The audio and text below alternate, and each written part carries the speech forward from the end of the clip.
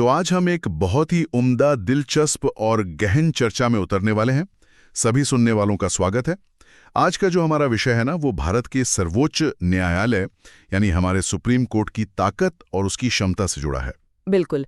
और ये एक ऐसा विषय है जो ऊपर से देखने पर शायद सिर्फ सरकारी आंकड़ों का खेल लगे, लेकिन असल में ये बहुत गहरा है। हाँ, सही कहा आपने।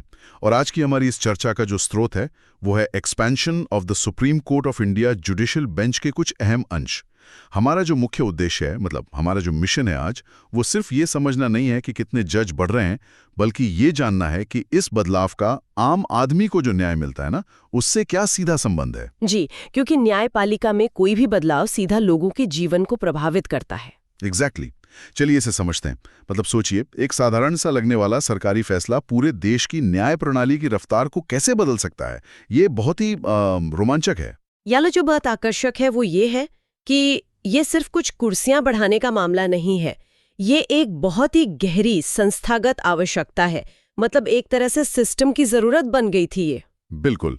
तो अगर हम वर्तमान स्थिति की बात करें, ताकि श्रोताओं को ये समझ में आए कि ये बदलाव अभी क्यों हो रहा है, मतलब 2026 में ही क्यों। हाँ, तो देखिए, अभी हाल ही में केंद्रीय मंत्रिमंडल ने सुप्रीम कोर्ट न्यायाधीशों की संख्या संशोधन विधेयक 2026 को अपनी मंजूरी दे दी है। अच्छा, तो ये बिल पास हो गया है कैबिनेट से? जी, कैबिनेट से मंजूरी मिल गई है। और इस बिल में ये प्रस्ताव है कि न्यायाधीशों की अधिकतम संख्या को मौजूदा 34 से बढ़ाकर 38 कर दिया जाए। 34 से 38, मतलब 4 नई सीटें। बिल्कुल। अब अगर हम आज की स्थिति देखें तो सुप्रीम कोर्ट में अभी 32 न्यायाधीश कार्यरत हैं। मतलब 2 पद तो पहले से ही खाली हैं। हाँ, 2 पहले से खाली हैं। और सबसे बड़ी बात यह है कि इस वर्ष यानी 2026 में 4 बहुत ही वरिष्ठ जज रिटायर हो रहे हैं। अरे वाह, एक ही साल में 4 रिटायरमेंट। जी हाँ, जून में जस्टिस J.K. माहेश्वरी और जस्टिस पंकज मित्तल रिटायर हो रहे हैं। फिर अगस्त में जस्टिस संजय करोल। अच्छा। और उसके बाद नवंबर में जस्टिस सतीश शर्मा भी सेवानिवृत्त हो जाएंगे। तो इसका मतलब है कि मुख्य न्यायाधीश यानी हमारे जो CJI हैं, सूर्यकांत, उनके नेतृत्व वाले सुप्रीम कोर्ट कोलेजियम के सामने तो एक बहुत बड़ा पहाड़ खड़ा है। बहुत बड़ा प्रशासनिक कार्य है ये। मतलब अगर हम गणित लगाएं, 4 ये रिटायर हो रहे हैं, 2 पद पहले से खाली हैं और 4 नई सीटें बन रही हैं, तो कॉलेजियम को इस साल कम से कम 9 नई नियुक्तियों की सिफारिश करनी होगी। बिल्कुल सही। 9 नए जजों को ढूंढना और नियुक्त करना, और वो भी देश की सबसे बड़ी अदालत के लिए। इसे अगर मैं किसी उदाहरण से समझाऊं, मतलब कल्पना करें कि एक बहुत ही महत्वपूर्ण क्रिकेट टूर्नामेंट चल रहा है। हाँ। और टूर्नामेंट के बीच में ही टीम के 4 प्रमुख खिलाड़ी रिटायर हो रहे हैं। अब कप्तान को, जो यहाँ हमारे CJI हैं, उन्हें न केवल उन 4 की जगह भरनी है, बल्कि टीम का आकार भी बढ़ाना है। मतलब ये कोई आम काम नहीं है। बिल्कुल नहीं, ये बहुत ही तनावपूर्ण और भारी काम है, क्योंकि कोलेजियम को सिर्फ कानूनी ज्ञान नहीं देखना होता। हाँ, और भी चीजें होती होंगी। जी, उन्हें क्षेत्रीय प्रतिनिधित्व, वैचारिक संतुलन और विविधता भी देखनी होती है। एक ही वर्ष में 9 नए न्यायाधीशों की खोज न्यायपालिका के भविष्य को, मतलब अगले कई दशकों तक के लिए आकार दे सकती है। ये तो हुई क्या और कितना की बात। अब यहाँ बात वास्तव में दिलचस्प हो जाती है। मतलब सवाल ये उठता है कि आखिर 38 न्यायाधीशों की आवश्यकता क्यों पड़ी? ये एक बहुत ही जरूरी सवाल है, और इसका जवाब CJI सूर्यकांत द्वारा इसी साल मार्च में की गई एक सिफारिश में छुपा है। अच्छा, मार्च में क्या हुआ था? उन्होंने एक बहुत ही अहम सिफारिश की थी, एक स्थायी संविधान पीठ की स्थापना के लिए, जिसे हम परमानेंट कॉन्स्टिट्यूशन बेंच कहते हैं। Permanent constitution bench. तो क्या अभी तक ये स्थायी नहीं थी? नहीं, अभी तक जरूरत पड़ने पर इसे बनाया जाता था। देखिए, सुप्रीम कोर्ट में संविधान पीठ के मामलों का एक बहुत बड़ा बैकलॉग बन गया है। हाँ, मतलब जो बड़े संवैधानिक मुद्दे होते हैं। बिल्कुल। और समस्या कहाँ आती है?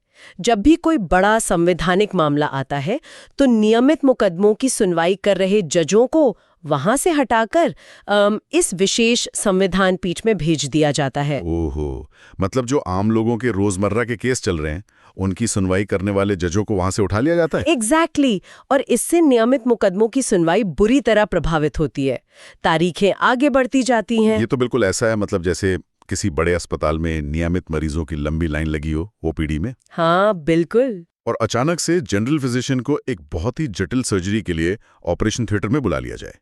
अब वो बाहर जो मरीज बैठे हैं वो तो बस इंतजार ही करते रहेंगे। बिल्कुल, बहुत ही सटीक उदाहरण दिया आपने। और स्थायी संविधान पीठ का मतलब यही है कि उस जटिल सर्जरी के लिए अस्पताल में एक अलग विशेषज्ञ टीम हमेशा मौजूद रहे, ताकि ओपीडी का काम न रुके। बिल्कुल, ताकि ओपीडी सुचारू रूप से चलती रहे। अगर हम इसे बड़ी तस्वीर से जोड़ें तो संवैधानिक मामले देश के कानून की नींव तय करते हैं, वो बहुत जरूरी हैं। हाँ, वो तो देश का भविष्य तय करते हैं। जी, लेकिन जो नियमित मामले हैं वो सीधे नागरिकों के दैनिक जीवन से जुड़े होते हैं। किसी की जमीन का विवाद, किसी की जमानत का मामला, तो इन दोनों के बीच संतुलन बनाना बहुत महत्वपूर्ण है। और इस विस्तार से अदालत ज्यादा कुशलता से काम कर पाएगी। मतलब जो दूर दराज के इलाकों से या गरीब वादी आते हैं, उन्हें न्याय के लिए सालों इंतजार नहीं करना पड़ेगा। बिल्कुल, उन्हें तेजी से न्याय मिल सकेगा।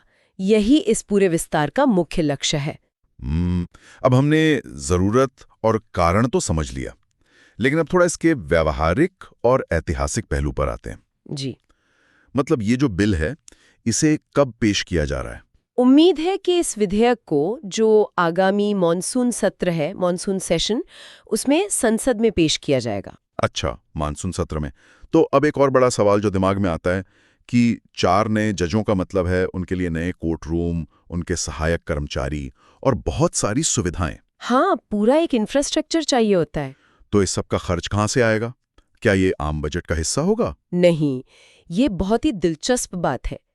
अतिरिक्त न्यायाधीशों और सुविधाओं का जो भी खर्च होगा वो भारत की संचित निधि से वहन किया जाएगा। भारत की संचित निधि? मतलब कंसोलिडेटेड फंड ऑफ इंडिया? बिल्कुल, और ऐसा इसलिए किया जाता है ताकि न्यायपालिका की स्वतंत्रता बनी रहे। इस फंड से होने वाले खर्च पर संसद में मतदान नहीं होता है। अरे वाह! मतलब राजनीति का इस पर कोई प्रभाव नहीं पड़ सकता। ये सुनिश्चित करता है कि अदालतें स्वतंत्र होकर काम कर सकें। जी, ये हमारे संविधान की बहुत ही खूबसूरत व्यवस्था है। वाकई। अब अगर हम थोड़ा इतिहास के पन्नों को पलटें तो चीजें और साफ होती हैं। मूल रूप से जो सुप्रीम कोर्ट न्यायाधीशों की संख्या अधिनियम था, वो 1956 में लागू हुआ था। सही कहा। और आपको पता है तब अधिकतम न्यायाधीशों की संख्या कितनी थी? बहुत कम थी उस समय तो। सिर्फ 10। मतलब सीजीआई को छोड़कर केवल 10 जज पूरे देश का काम संभालते थे 1956 में। हाँ, और इसके बाद से ये संख्या लगातार बढ़ी है। 1960 में, फिर 1977, 1986 और 2008 में भी वृद्धि हुई। और अगर मैं गलत नहीं हूं तो पिछली बार ये वृद्धि 2019 में हुई थी ना? बिल्कुल सही। 2019 में संख्या को 30 से बढ़ाकर 33 कर दिया गया था, सीजीआई को छोड़कर। तो इस सब का क्या मतलब है? मतलब मैं यहाँ थोड़ा पुशबैक देना चाहूंगा या एक सवाल उठाना चाहूंगा जो शायद बहुत लोगों के मन में आ रहा होगा। जी, पूछिए। 1956 में 10 न्यायाधीश और अब 2026 में 38। क्या हम बस हर दशक में जजों की संख्या बढ़ाते जा रहे हैं? मतलब क्या सिर्फ न्यायाधीशों की संख्या बढ़ाना ही भारत जैसी विशाल आबादी वाले देश के लिए कोई अंतिम समाधान है? ये एक महत्वपूर्ण सवाल उठाता है, और ये बहुत ही स्वाभाविक सी बात है कि लोग ऐसा सोचें कि शायद सिस्टम फेल हो रहा है इसलिए जज बढ़ाने पड़ रहे हैं। हाँ, मतलब क्या हम सिर्फ बैकलॉग से डरकर कुर्सियां बढ़ा रहे हैं? नहीं, असल में ऐसा नहीं है। देखिए, न्यायाधीशों की संख्या में ये जो वृद्धि है ना, ये असल में देश की बढ़ती आबादी, बढ़ती साक्षरता और अपने अधिकारों के प्रति लोगों की बढ़ती जागरूकता का प्रतिबिंब है। अच्छा, मतलब लोग अब अपने अधिकारों को लेकर ज्यादा सजग हैं? बिल्कुल। पहले कितने लोग कोर्ट तक पहुंच पाते थे? बहुत कम। लेकिन आज शिक्षा और जागरूकता के कारण समाज का हर वर्ग न्याय के लिए अदालत का दरवाजा खटखटा रहा है। ये तो बहुत सकारात्मक बात है। जी, ये केवल अदालत का विस्तार नहीं है, बल्कि हमारे लोकतंत्र के परिपक्व होने यानी मैच्योर होने का संकेत है। अर्थव्यवस्था जटिल हो रही है, नए तरह के अपराध आ रहे हैं जैसे साइबर क्राइम, तो कोर्ट को भी तो अपडेट होना पड़ेगा ना। सही बात है। 1956 के मुकाबले आज के विवाद बहुत अलग और जटिल हैं, तो अदालत को भी उसी हिसाब से खुद को ढालना होगा। एग्जैक्टली। तो आज की इस चर्चा से जो मुख्य बातें निकलकर सामने आती हैं, अगर हम उन्हें समेटें तो 2026 का ये जो संशोधन विधेयक है, ये सिर्फ संख्या का खेल नहीं है। बिल्कुल नहीं। ये न्यायपालिका को एक बहुत बड़े बैकलॉग से निपटने में मदद करेगा और सबसे बड़ी बात, एक स्थायी संविधान पीठ के निर्माण का रास्ता साफ करेगा। और श्रोताओं के लिए ये समझना बहुत जरूरी है कि ये उनके लिए क्यों मायने रखता है। हाँ, एक आम इंसान को इससे क्या फर्क पड़ता है? फर्क ये पड़ता है कि एक मजबूत और पर्याप्त क्षमता वाला सुप्रीम कोर्ट ये सुनिश्चित करता है कि न्याय प्रणाली में किसी के लिए भी देरी ना हो, विशेषकर उन लोगों के लिए जो दूर दराज के क्षेत्रों से आते हैं। जब ओपीडी और सर्जरी दोनों एक साथ चलेंगी तो किसी को भी न्याय के लिए दर दर नहीं भटकना पड़ेगा। बिल्कुल, न्याय में देरी न्याय से वंचित करने के समान है, तो ये उस देरी को खत्म करने की दिशा में एक बड़ा कदम है। लेकिन चर्चा को खत्म करने से पहले मेरे दिमाग में एक और विचार आ रहा है। जी बताइए। मतलब जो स्रोत हमने पढ़े उनके आधार पर अगर हम भविष्य की ओर देखें, अगर हम 10 जजों से शुरू होकर आज 38 न्यायाधीशों तक पहुंच चुके हैं, हाँ, तो क्या भविष्य में एक ऐसा समय भी आएगा जब सुप्रीम कोर्ट इतना बड़ा हो जाएगा कि उसे क्षेत्रीय शाखाओं यानी रीजनल ब्रांचेस में विभाजित करना पड़े? ये एक बहुत ही दिलचस्प और प्रासंगिक विचार है। मतलब क्या न्याय को भौगोलिक रूप से विकेंद्रीकरण डिसेंट्रलाइज करना अगला तार्किक कदम होगा? सोचिए, दक्षिण भारत या पूर्वोत्तर के किसी व्यक्ति को हर छोटे बड़े मामले के लिए दिल्ली ना आना पड़े।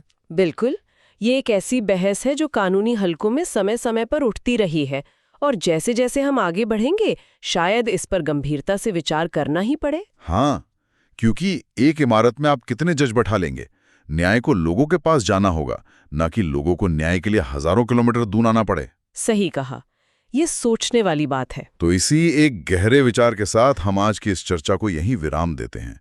न्याय प्रणाली के इस अहम बदलाव को समझने में बहुत मजा आया। जी, मुझे भी। ये बहुत ही सार्थक चर्चा रही। तो बस इस विषय पर सोचिएगा जरूर कि क्या भविष्य में हमें रीजनल सुप्रीम कोर्ट्स देखने को मिल सकते हैं।